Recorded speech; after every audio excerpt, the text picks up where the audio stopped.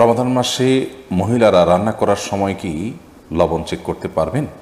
এরপরে প্রশ্ন করেছেন রূপা খানম, আপনি লিখেছেন মহিলাদেরও কি মিসওয়াক করতে হবে? মহিলাগণও কি মিসওয়াক করলে হাদিস বর্ণিত সওয়াব পাবেন? এর উত্তর হলো মহিলাগণ মিসওয়াক করতে পারবেন, বরং করা উচিত। নবী করিম সাল্লাল্লাহু আলাইহি সাল্লামের যে সমস্ত নির্দেশনা পুরুষদের জন্য বিশেষভাবে নয়, পুরুষদেরকে নির্দিষ্ট করে তিনি বলেননি, সেটা নারী পুরুষ সকলের জন্য প্রযোজ্য। মেসওয়াকের ক্ষেত্রে নবী আলাইহিস সালামের যে হাদিসগুলো সেগুলোকে আমরা ঘাঁটলে দেখি, সেই হাদিসগুলোতে তিনি নারী বা পুরুষকে আলাদা করে মেনশন করে বলেননি যেটা অমুকদের জন্য প্রযোজ্য, বরং তিনি সাধারণভাবে বলেছেন বিধায় নারী পুরুষ সকলের জন্য প্রযোজ্য।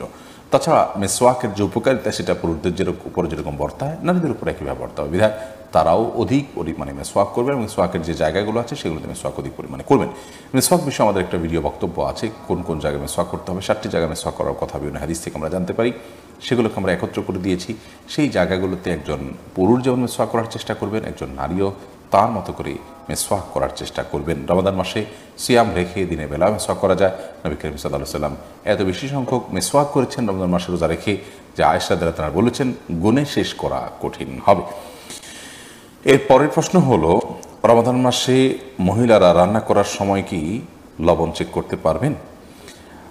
আমাদের মা বোনরা রমাদান মাসে রান্না করতে গিয়ে বা যে কোনো পুরুষও রান্না করতে গিয়ে যদি তরকারির লবণ চেক করতে হয়, স্বাদ চেক করতে হয়, তাহলে সেক্ষেত্রে সেটি তার জন্য জায়েজ হবে যদি এই চেকটা হয় জিহ্বা দিয়ে এবং চেক করে সাথে সাথে আবার থুতুর মাধ্যমে তিনি সেটাকে পরিষ্কার করে ফেলে দেন, অর্থাৎ গলদকরণ না গেলেন, তাহলে সেক্ষেত্রে সেটি জায়েজ হবে।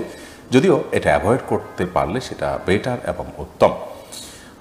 যদি কারোর সন্দেহ হয় যে রান্নাটা ঠিকমতো হলো কি হলো না, মানুষ খেতে পারবে কি পারবে না, লবণ হলো কি হলো না, কম বা বেশি হলো কি না, তাহলে সেক্ষেত্রে তিনি পরখ করতে পারবেন। তবে জিহ্বার আগায় নিয়ে সেটাকে আবার খুব ভালোভাবে থুতুর সাথে ফেলে দেওয়ার চেষ্টা তাকে করতে হবে, তিনি ফেলে দিতে হবে।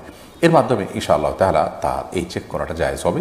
তবে যাদের মোটামুটি অনুমান হয়ে গেছে, আন্দাজ হয়ে গেছে, খুব একটা প্রয়োজন হয় না, তারা এটা অ্যাভয়েড করতে পারলে অবশ্যই বেটার এবং ভালো।